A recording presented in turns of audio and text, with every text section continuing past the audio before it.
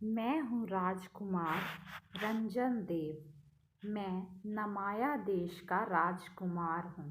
मुझे मेरे माता पिता ने बहुत लाड़ प्यार से पाला।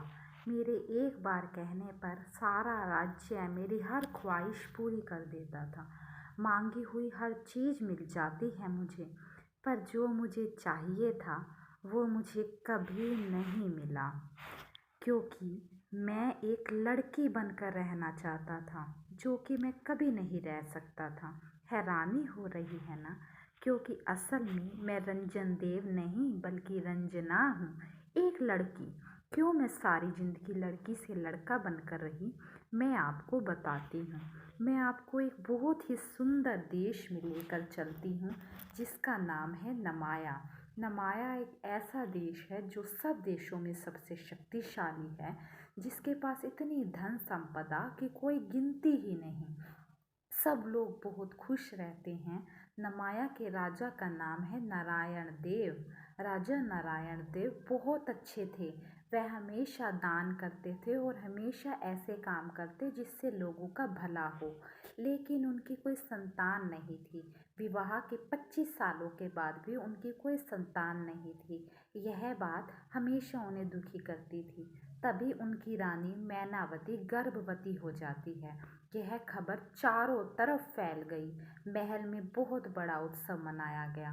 बहुत से देशों के लोग आए, जिसमें राजा नारायण देव के चचेरे भाई राजा कामदेव भी आए, जो कि राजा के दुश्मन थे। वह उनका राज्य छीनना चाहते थे। यह बात राजा को भी पता थी।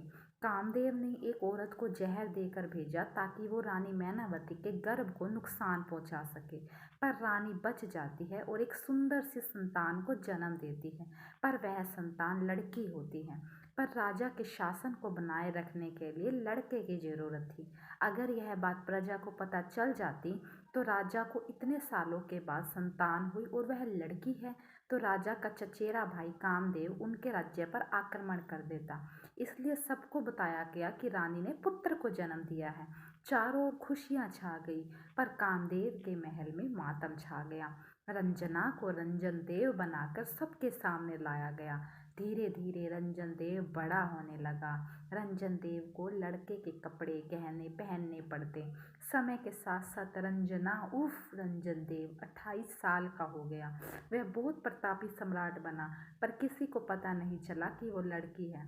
पर जब विवाह की आयु पार होने पर भी रंजन देव ने विवाह नहीं किया तो सवाल उठने लगे। तब उन्होंने विवाह का निर्णय लिया। फिर तो बहुत बड़े बड़े राजा अपनी कन्याओं का रिश्ता लाने लगे। तब रंजन देव ने सब कन्याओं से मिलने का निर्णय लिया। उन्होंने सब राजकुमारियों को महल में बुलाया। हर कोई रंजन देव की रानी बनना चाहता था। सब एक से बढ़कर एक सुंदर गुणवान थी। तब रंजन देव ने सबकी परीक्षा ली। उन्होंने उन सब राजकुमारियों से प्रश्न किया कि एक राजा के लिए सबसे महत्वपूर्ण क्या है। किसी ने कहा धन, किसी ने कहा माता पिता, पर एक राजकुमारी जो सबसे कम सुंदर थी, उसने कहा प्रजा। बस रंजन देव को इसी उत्तर का इंतजार था। उन्होंने उस राजकुमारी का हाथ पकड़कर कहा, यह बनेगी हमारी रानी, और उसे विवाह से पहले सब सच्चाई बता दी। उसे स्वतंत्रता दी कि वह चाहे तो विवाह से इनकार कर दे। पर राजकुमारी ने सब जानने के बाद विचार करने के लिए एक रात का समय मांगा। राजकुमारी पूरी रात सोचती रही, कैसे कोई लड़की पूरी जिंदगी लड़का बन सकती है। रंजना ने अपने कितने अरमान मारे होंगे। वह सोचती है कि अगर वह उनसे विवाह कर लेती है तो विवाह के बाद उनका क्या होगा। प्रजा को जब सच्चाई पता चलेगी तब क्या होगा। प्रजा उनसे कहेगी कि एक लड़की होकर आपने लड़की से ही विवाह कर लिया, कैसे। वह रात भर इन विचारों में डूबी रहती है और उन्हें पता ही नहीं चलता कब सूरह हो गई। सूरज उगा आता है और माँ उनके कमरे का दरवाजा खटखटाती है। उनकी माँ उन्हें देखकर कहती है कि राजकुमारी, आप क्या सारी रात राजकुमार रंजन देव के विचारों में खोई रही थी। तो राजकुमारी ना में सिर हिला देती है, पर राजकुमारी की माँ हंस देती है, क्योंकि उन्हें पता ही नहीं होता कि वह राजकुमार रंजन देव नहीं बल्कि राजकुमारी रंजना है। तब राजकुमारी की माँ उन्हें बताती है कि आज आपकी सगाई है। राजकुमारी को यह बात याद ही नहीं रही थी। तब दासियां आकर राजकुमारी को तैयार करने लग जाती हैं और फिर राजकुमारी अपने परिवार सहित सगाई के लिए पहुंच जाती है। पर वह सगाई से पहले अपने माता पिता को कहती है कि वह रंजन देव से अकेले में कुछ बात करना चाहती है।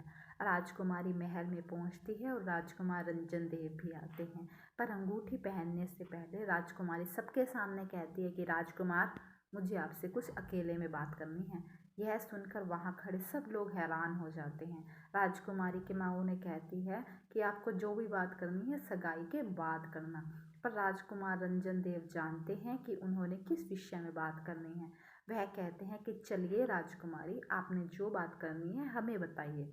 फिर वह दोनों अकेले कक्ष में चले जाते हैं और कमरे का दरवाज़ा बंद कर देते हैं। सब लोग यह देखकर हैरान हो जाते हैं कि राजकुमारी ने ऐसी कौन सी बात करनी है। तब राजकुमारी कहती है कि रंजना, तुम जानती हो मैं तुमसे किस विषय में बात करनी है, और यह बात इतनी महत्वपूर्ण थी कि मैं सगाई होने तक का इंतजार नहीं कर सकी। तुमने अपनी सच्चाई बताकर तो मुझे धन्य कर दिया। मैंने इस जन्म में तुम्हारे जैसी दूसरी कोई लड़की नहीं देखी। तुमने प्रजा के लिए अपना इतना बड़ा त्याग कर दिया। एक लड़की होकर भी सारी जिंदगी तुम लड़का बनकर रही, सिर्फ अपनी प्रजा के लिए। पर मुझे एक बात का डर है, जब आपकी लड़की होने की बात पता चलेगी तो लोग मुझ पर आरोप लगाएंगे कि कैसे मैंने एक लड़की होकर लड़की से ही विवाह कर लिया। तब रंजना कहती है कि राजकुमारी, मैं आपको वचन देती हूँ, जब भी मेरी लड़की होने के बाद लोगों को पता चलेगी, कोई भी आपके ऊपर आरोप नहीं लगा पाएगा। मैं आपके ऊपर आने वाले हर कटु वचन को अपने ऊपर ले लूँगी। इसलिए आप निश्चित रहें, और आप भविष्य में अगर किसी से भी विवाह करना चाहेंगी तो मैं खुद आपका विवाह उससे करवाऊँगी। तब राजकुमारी ने विवाह स्वीकार किया, क्योंकि वह जान चुकी थी कि यह सब प्रजा के हित के लिए है। खुशी खुशी उनका विवाह हुआ। पर कुछ सालों के बाद उन्होंने सबको बताया कि वह राजकुमार नहीं बल्कि राजकुमारी हैं। जैसे ही यह बात प्रजा को बताई गई, वहाँ बहुत हंगामा मच गया, क्योंकि कोई भी एक लड़की को अपनी महारानी स्वीकार नहीं करना चाहता था। इसलिए किसी ने भी उसको महारानी स्वीकार नहीं किया और उसे देश से निकाल दिया। कुछ समय के बाद उस देश पर कामदेव ने हमला कर दिया, सारी प्रजा को बंदी बना दिया।